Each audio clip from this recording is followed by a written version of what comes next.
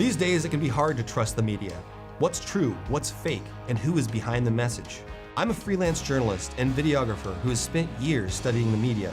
Now I'm taking a look at what local, regional, and national news stories mean to us here in North Central Washington. I'm Dominick Bonny, and this is Common Sense.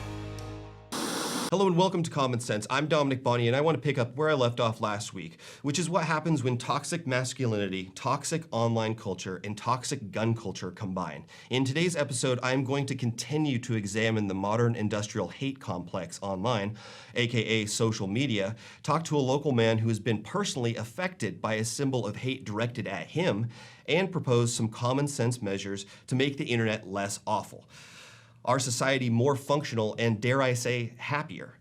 But first, I want to clarify a few things for anyone who might be confused as to the nature of this program. While I do cover news topics and also give my opinion about them, I try to do so in the most entertaining way possible because, let's face it, who wants to watch a boring snooze fest hosted by somebody completely lacking charisma? Not me, and I'm sure you don't either. Covering the news and giving my analysis and opinions would make me a columnist if I was writing for a newspaper. But this is a visual medium, and I can do so much more with this program than I can with a blank piece of paper. For instance, I can wave my hand and show you a duck. You can't do that in a newspaper. So in addition to being an opinion columnist, I am also an entertainer. Why do I want to make that clear? Well, if there's one thing that Rush Limbaugh taught us over the course of his career, it's that if you call yourself an entertainer, you can say absolutely anything and not be held to any standard. So there you go. This is a news and opinion show, and I am an entertainer. Therefore, I can follow in Rush's footsteps and say whatever I want. Now, all kidding aside, I will get serious here for a moment and reveal the actual animating spirit behind this program. It's not to troll right-wing extremists or the lukewarm left that has become so woke it forgot that people living in poverty have more common interests than divergent ones, regardless of skin color. That's fun, but I can do that from anywhere. The point is also not to change anyone's opinion. I am not so naive that I think it's even possible to change people's minds with reason, logic, facts, and data. No, what I'm trying to do here is perform some of the duties of the Fourth Estate before half the media establishment was castrated by a both-sidesy standard that is impossible to maintain, and the rest became lapdogs of one special interests or another, whether that be a political party, Wall Street, or whatever. Even when functioning properly, the Fourth Estate, or the media, or whatever you want to call it, holds leaders accountable and helps chart a path forward for society using critical thinking by asking questions and educating the populace. At its best, the Fourth Estate functions much like the philosophers of ancient Rome and Greece, who helped society and its leaders chart a proper course because they were the only ones with the knowledge to rule justly. The philosopher Plato used the metaphor of the ship to explain this concept. The ship owner is the general population, you. But they don't have a lot of knowledge of seafaring. The sailors represent politicians who vie with each other over who gets to steer the ship, but it's the navigator who represents the philosopher who is not involved in the struggle for power, who has the ability and the freedom to study the stars, consider alternatives, and advise the rest of society on the best path forward. It's philosophers, not politicians, that successful ancient societies gave deference to. Remember that politicians are not kings, and they are definitely not the ship owners. They exist to serve you, the people. And as Mark Twain is frequently credited with saying, politicians are like diapers. They both need changing regularly and for the same reason. Stick around after the break as I talk to a local Jewish man who, after quarreling with his neighbor, woke up one morning to a swastika on his neighbor's shed pointing right at his backyard and home. Come on, I'm a certified technician. I was trained to take good care of you.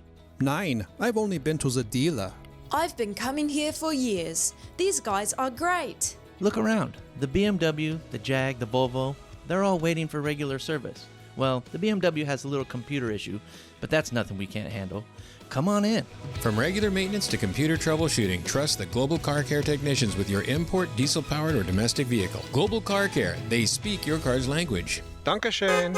At Washington Trust Bank, can't is a 4-letter word. I think I'll sell my veggies at the market. Do you even remember to water the house plants? I do this? You can do this. Hey, we need to build a home office.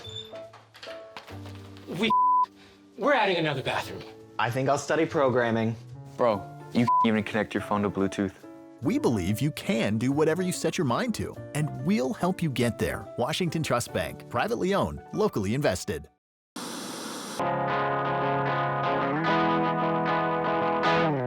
Welcome back. Jim Goodwin is a retired psychologist and veteran who doesn't get along with his neighbor, but what started out as a run-of-the-mill spat between two guys who share a fence line was escalated when his neighbor decided to display a swastika on the side of his shed that faces Jim's backyard, where he and others from the local Jewish community regularly gather to celebrate Jewish holidays. Let's take a look at that interview. My name is Jim Goodwin, and I've been in Wenatchee since 1989, and I was a clinical psychologist. I came from the Army as a clinical psychologist, and my specialties in those days and thereafter was PTSD and depression. And can you tell me about how we got to your neighbor putting up the swastika on the building here that you share behind us? Yeah. We moved in to this new home. It wasn't new, about 100 years old, as a matter of fact. And one of the first things that happened with me and my next door neighbor was that he had come into my yard and cut down a big tree of mine. And I was just flabbergasted. And I wanted to call the police. I mean, he trespassed and so on. But my wife said, no, we're new in this neighborhood and we don't want to cause bad problems or anything, so you go talk to him. So I went to talk to him, and he didn't like the leaves that were falling on his property. And he cut it down, and I said, well, I'm just flabbergasted you would do that. And I had to have somebody come in and clean it up, and it cost like $900, I think it was. I can't remember the exact price. And I asked him to pay for it, and no. And we took off from there, and we became the proverbial neighbors from hell with one another, basically, complaining constantly. He would put things up against my fence back there, and we like to have a clean-looking backyard. He put junk up against, and I would ask him to take it down. He wouldn't take it down, and I pushed it down one time, and we just went around for years. Mm-hmm. And so when did he put up the swastika, and, well, and why? First of all, you're Jewish, right? I'm Jewish, right. And did he know? Yes, he had asked a number of times, because we would hold Jewish celebrations in our backyard, and the Jewish community would come and visit. And once or twice, he looked over the fence and asked what was going on, and I explained to him that we were celebrating, which one was it? Well, one of the Jewish holidays in the backyard. And he didn't seem to say much about that. But that was a couple of years, I'd say that was at least 10 years before this incident. And then after, I'd say, after I'd been here about 20 years, all of a sudden and we were just, again, going around and around, no real great exacerbation. And then all of a sudden, there's the swastika hanging up on the shed behind me. And we could see it from our living room window. And, a swastika to a Jew is like a burning cross to a black person. And I asked him to take it down. And I actually went over and saw him and talked with him and asked him, I remember asking him specifically, are you a Trumpy? Are you one of Trump's people? And he said, no. Not. I said, well, why would you put up a sign like that? He said, well, it reminds me of Germany. It just reminds me when I was in Germany in the Army. And I said, do you know in Germany it's against the law? Literally, they put you in jail to display a swastika. And do you know what that means to Jews? And so on. And he knew, but he said, no. He said, I have a right, freedom of speech. And here in America you do, but not as a hate sign, not directed at a bunch of Jewish people. And so we went around and around, and finally I got a hold of an attorney, and we took it to court. Yeah. And what came of that? Well, what came out in court was, I'm a clinical psychologist, and I'm pretty skilled, and I could tell this man was depressed and not feeling good, angry, irritable, and he was irritable all the time with a lot of people. And so one of the things I asked was, in court, was could he have a mental health evaluation, get him some help. This is nutty, putting up a swastika like this. And that, they didn't consider that. I also was a bit afraid too, because he's a gun type person, and he and his buddies, I've seen them through the open door there with all their guns. They play with them and clean them and all kinds of stuff. And so I asked, can we pull his guns away for a little bit? This is threatening to a Jew, and to the people in the neighborhood, and that wasn't considered. He never threatened me with a weapon. As a matter of fact, he said that I personally had threatened he and his wife. And I like his wife. She's nice, the lady Helen, her name is. She runs a care center over there for kids, while their parents are working and so on. She's a very nice lady. But no, he never threatened me. I never threatened him. And then finally what the judge did decide was that he had to take it down. So the Wenatchee World article that I read, which is a few years old, said that and he had to take it down, or he couldn't display it on this side of the building. Is that so? Well, the interesting thing about the display was, he said it reminded him of Germany. He didn't put it so it faced his property, so he could see it and be reminded of it. And also, they had all these children, children with a swastika, facing. He put it up there where he barely ever comes out, and looks up. He has to come out and look up, to see it. It didn't make any sense. So it's pretty clearly that it's pretty clearly it was to inflame us. Yeah.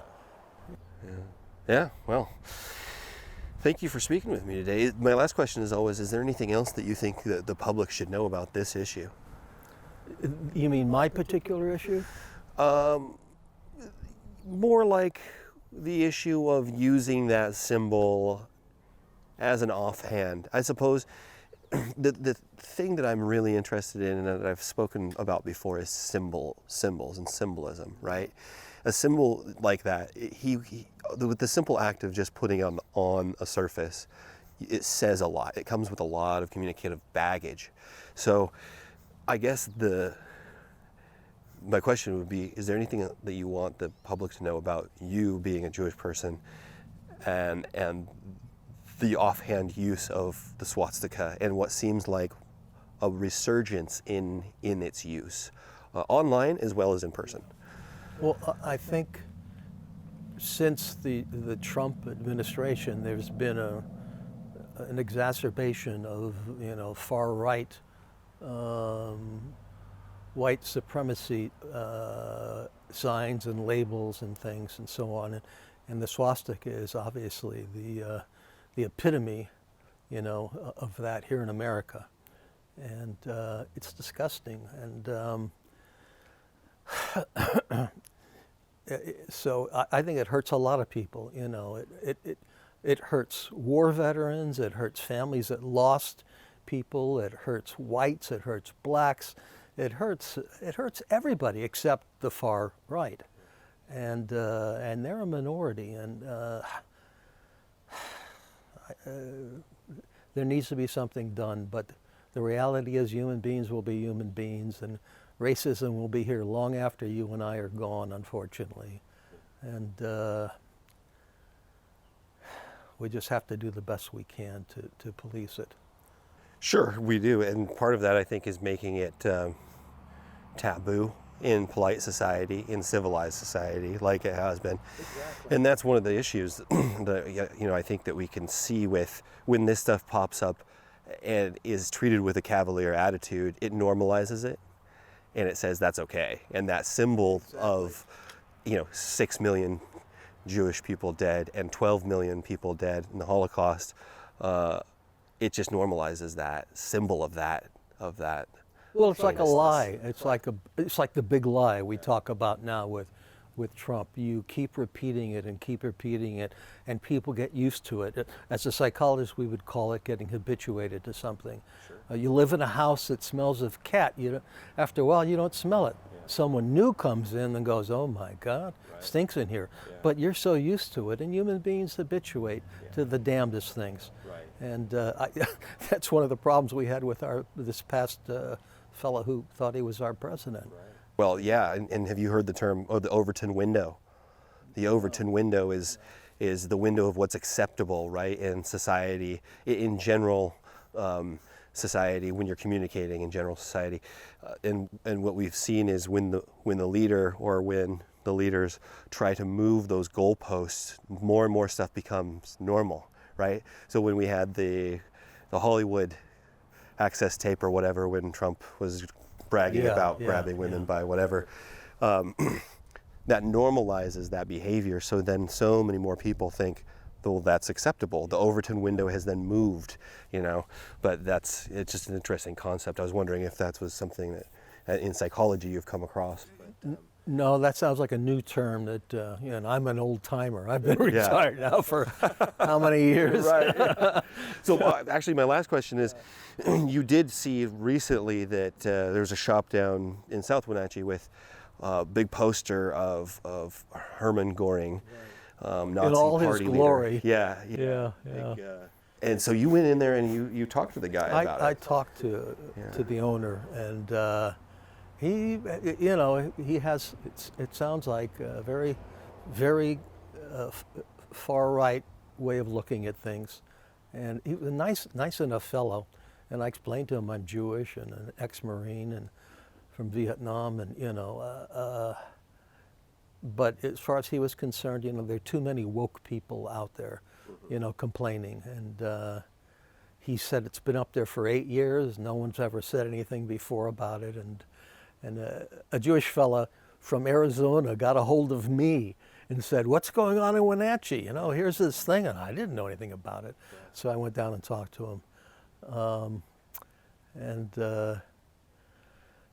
Big old picture facing Benton Street, South Benton Street in Wenatchee. It's about, Herman's about 8 foot tall, you know, and dressed in his big white outfit, you know. He really liked to dress up. Well, all the Nazis did. They loved to dress up. You know, and here's a guy who's a war criminal. Yeah. You know, I mean, why didn't he put Hitler up there? I mean, what the hell? Yeah, well, that was going to be my question. Yeah. So I'm wondering, and maybe I should just call him, but I'm wondering if like, you know, Osama bin Laden, would that be, you know, cool? Yeah, why didn't he put up Osama? You know.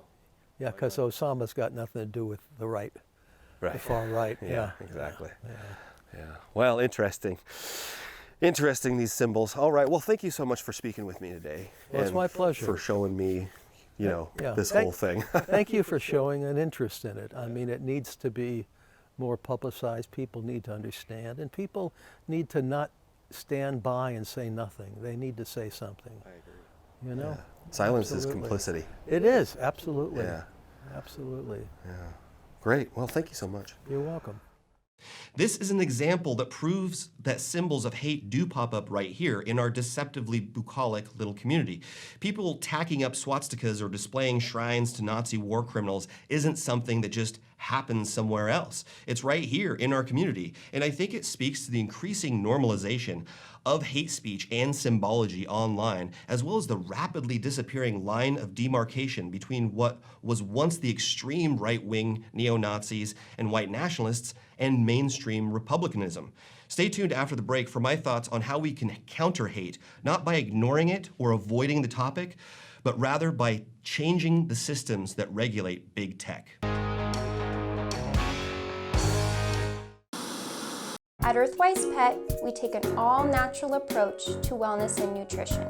Our professional certified groomers were trained by the best in the Pacific Northwest. Our staff here at Earthwise Pet are all certified in pet nutrition. We are here to help you select the perfect food, supplement, and anything else you may need to make sure your pet is living its best and most healthy life. Earthwise Pet, Nutrition Center and Wellness Spa. Online or in the store, we are here for you.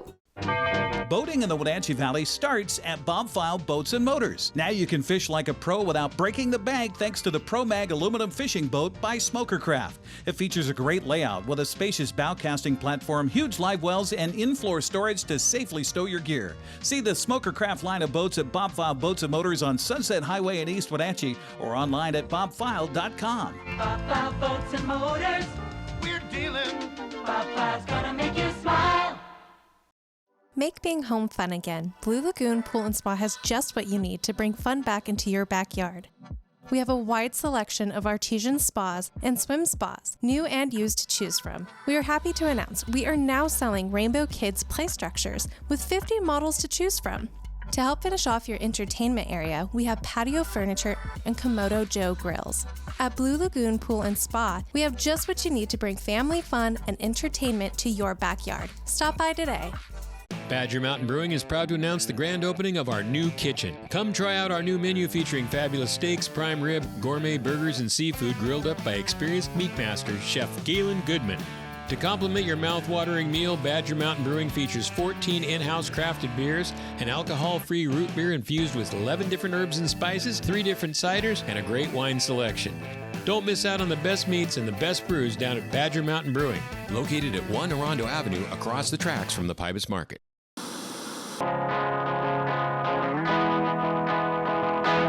Welcome back. In 1832, the French diplomat Alexis de Tocqueville came to the United States to see what made democracy in America possible. And as Anne Applebaum and Peter Pomerantsev write in their recent article titled "The Internet Doesn't Have to Be Awful," in this month's issue of The Atlantic magazine, quote, de Tocqueville's interest in American institutions reflected more than mere curiosity. In his native France, the revolution, launched with similarly high ideals about equality and democracy, had just ended badly. His parents had nearly been guillotined during the wave of violence that followed the momentous events of 1789. By contrast, American democracy worked, and he wanted to understand why, end quote. I encourage everyone to pick up a copy of this famous book, Democracy in America. It's a book we should all have on our shelves. But to summarize, what the Frenchman found was that Americans were good at democracy because we practiced democracy. In the book, he writes, quote, not only do Americans have commercial and industrial associations in which they all take part, but they also have 1,000 other kinds: religious, moral, grave, futile, very general and very particular, immense and very small. Americans use associations to give us fetes, parties, to found seminaries, to build inns, to raise churches, to distribute books, to send missionaries to the Antipodes. In this manner, they create hospitals, prisons, schools. Democracy in America was working because people all the way from the top, all the way down in small communities, built systems to assure communication, cooperation, and enough mutual respect to make progress on whatever problem was at hand. But the systems the internet has brought into our lives work to do the opposite. To quote the authors of the piece, quote, conversation in this new American public sphere is not governed by established customs and traditions in service of democracy, but by rules set by a few for-profit companies in the service of their needs and revenues. Instead of the procedural regulations that guide a real-life town meeting, conversation is ruled by algorithms that are designed to capture attention, harvest data, and sell advertising. The voices of the angriest, most emotional, most divisive, and often the most duplicitous participants are amplified. Reasonable, rational, and nuanced voices are much harder to hear. Radicalization spreads quickly. Americans feel powerless because they are, end quote. If we allow ourselves to be held in thrall to systems that elevate the most extreme points of view and marginalize rational points of view, we should expect to see more extremism and violence spilling out onto the streets of America, or as the trolls on 8chan would call it, real-life effort posting.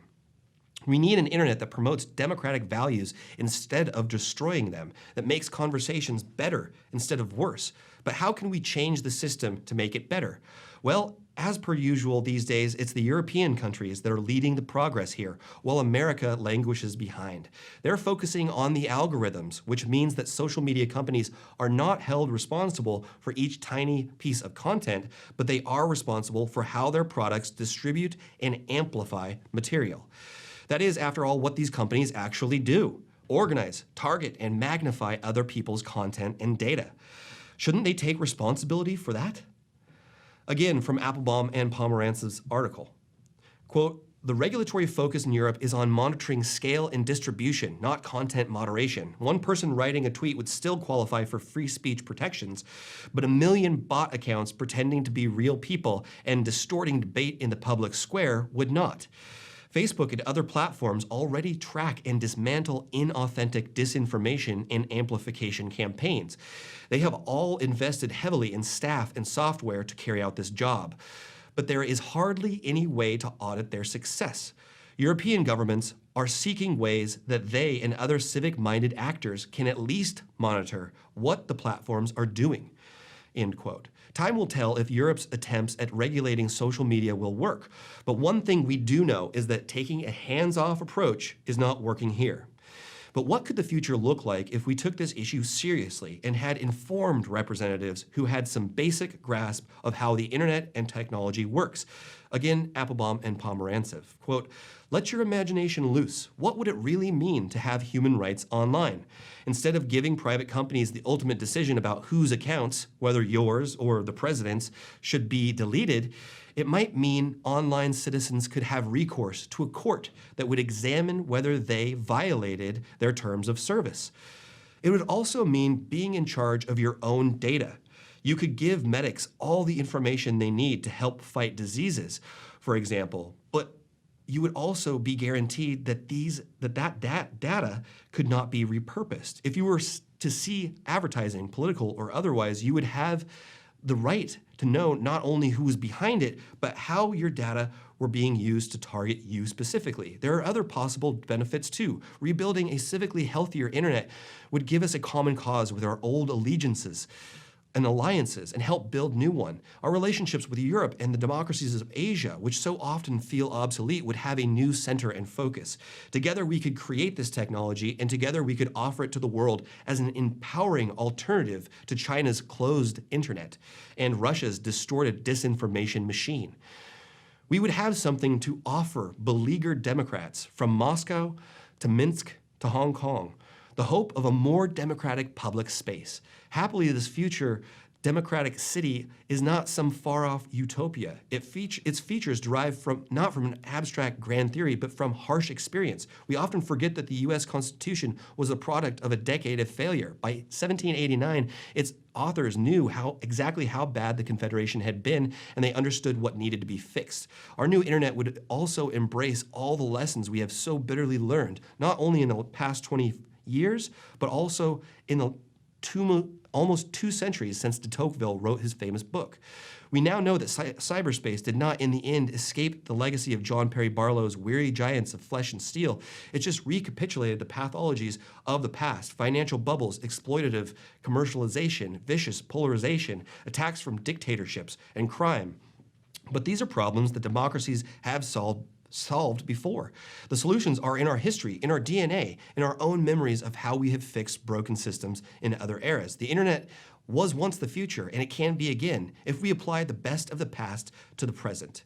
Are we going to be slaves to systems that exploit us, make us angrier and more divided as a nation? Or are we going to use the lessons we have learned in the past and demand a better future for ourselves and our children? The choice is yours and mine.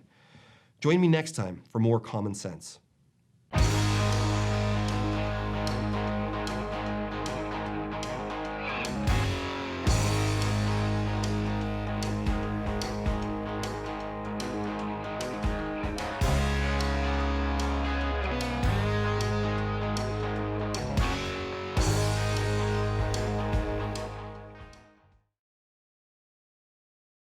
Hey everyone, Fletcher and Amy Ellingson here from Live It Up.